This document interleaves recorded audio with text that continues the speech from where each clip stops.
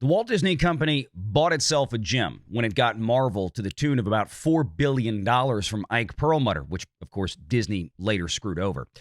But one of the things that Disney was smart about when it first got Marvel was to let the architecture that was already in place to make a successful cinematic franchise run its course. But of course, in 2019, that course met an end with Endgame. And then Disney had to create a whole new universe for phases 4 and 5, something that wasn't on the original roadmap when Disney acquired it some 10 years prior to that. The problem was that Kevin Feige, of course, was given free run after Ike Perlmutter was essentially sidelined, and Jon Favreau was busy with things like The Mandalorian. And we know what we got in Marvel phases 4 and 5. Kevin Feige's best efforts, and his best efforts, of course, were the MCU, as our friend Nerdrotic has commonly referred to it. Well, one of the big mistakes that they made was not recasting the character of Black Panther when Chadwick Boseman tragically died, the man who played T'Challa, Black Panther himself. And we told you that Wakanda Forever didn't do as well as Disney had hoped. And now we just may have Disney tacitly making that very admission.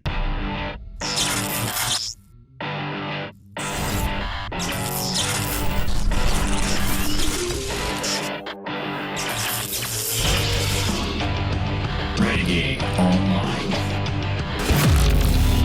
According to the Hollywood Handbook, you can take this or leave it, okay? This is the N. Snyder. So this is from Jeff Snyder. This is somebody who's got, love him or hate him, I don't care. But this is somebody who's got a pretty good track record with picking up info, okay? According to him, he says that Marvel Studios is rumored to be planning on recasting T'Challa for the new Avengers films and Black Panther 3. All right. Let me take a moment here to tell you Renegade was right again. When Wakanda Forever came out, before it came out, and it was announced that following the tragic death of Chadwick Boseman, who played Black Panther, who was a very beloved character. Chadwick Boseman had a lot of charisma, great actor, just seemed like a great dude.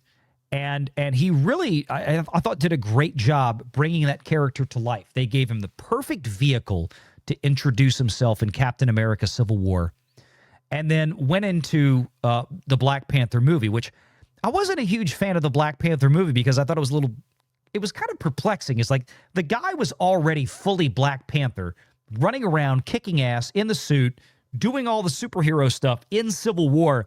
And then it was like, okay, here's an origin story, but it takes place after Civil War, and then he drinks the purple flower juice. Again, as a semi-normie, it kind of felt backwards and out of place. But be that as it may, still a great actor and a great performance and a really fun character. After he tragically and suddenly passed away, Disney decided, stupidly, not to recast the character and instead take the opportunity to turn Black Panther into yet another one of the long laundry list of MCU characters, right? Everybody in phases 4 and 5, from Hawkeye to Loki to, I mean, just go on down the list. Everybody was getting replaced. Thor was getting replaced. All the male characters were getting replaced by strong women. And so Disney said, oh, Chadwick Boseman died. How tragic. Let's take the opportunity to replace him with another chick. Just like we're doing to every other MCU character that has sold billions of dollars of merchandise and movie tickets, and let's just burn it to the ground, which is exactly what they did. Oh, but Valiant. Wakanda Forever made like $800-something million globally. Right. In adjusted ticket sales, that's quite literally about half the number of people that showed up for the first Black Panther movie just 3 to 4 years before. Half the number, if you properly adjust for ticket price inflation. What we also told you back then was that the merchandise partners, and this story came from a source that is known to myself and WDW Pro from that Park Place. This came from a source in the industry that said that the merchandising partners were really upset that Disney did not recast the Black Panther character with another, like did not recast T'Challa, because they knew damn well that there was no way that they were going to be able to replicate the number of merchandise sales, specifically toys, specifically action figures, and the Black Panther fists and the outfits and the costumes if Disney suddenly shifted gears and turned Black Panther into a skinny little girl, which is exactly what they did. And lo and behold, guess what happened? The merchandise sales just tanked. They went off a cliff.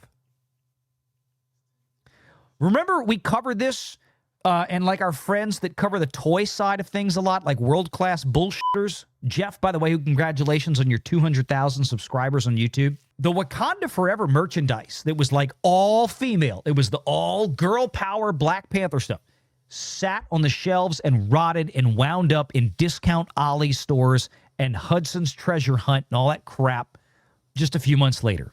They're still sitting out there. They're going to be congesting landfills pretty soon if they haven't already, right next to cartridges of E.T. from Atari, for those of you old enough to remember this reference. And everybody said we were crazy. Oh, that was fine. They made plenty of money on that. No, they didn't. Because they spent $250 million to make the movie.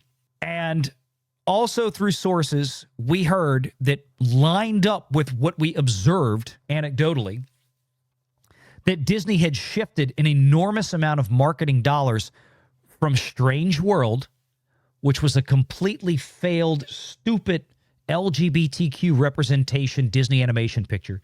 They had shifted a ton of marketing dollars from that movie over to Wakanda Forever that came out around the same time. And we had heard that the marketing to production ratio was approaching 1-to-1, meaning that Disney had spent $250 million on producing Wakanda Forever, and that they were approaching a $250 million spend on marketing it because they were so desperate after the success of the first one to get a win, because up till that point, Disney Marvel releases in phases 4 and 5 were absolutely failing miserably. Disney was losing billions of dollars in phases 4 and 5. So actually, Wakanda Forever didn't make Disney any money in the theater, insofar as we're aware. And for everything that we are aware of, it looks like more than likely they actually lost money on that movie. And because the merchandise sales had collapsed because they went all girl power, and girls don't give a shit about Black Panther, Disney had no backstop to the losses again. They didn't sell toys from the Marvels and Captain Marvel. They didn't sell toys from Girl Hawkeye. They didn't sell toys from Girl Loki. They can't sell toys anymore from Girl Star Wars. They never really could to begin with. And of course, their merchandising partners were pissed. So I'm promising you right now that the reason that Disney is doing this, if this rumor is true, which I have no reason to doubt that it is in fact true, because if they were going to make a Black Panther 3 and not put a new male superhero in this, then Disney would truly be clinically retarded in that regard. I think this rumor is absolutely 100% accurate, and they're doing it because Disney lost their ass on going girl power Wakanda. They had a market, and the toy manufacturers like Hasbro out there, they had a market they had not had before for superhero toys. Black fathers and sons. And they were selling scores of Black Panther merch after that first movie in 2018. And it all but disappeared entirely with Wakanda Forever because Disney had to MCU it. That's why this is happening. Doesn't surprise me. Make sure you're subscribed to Valiant Renegade and join us every Sunday at 6 p.m. Eastern for the live show.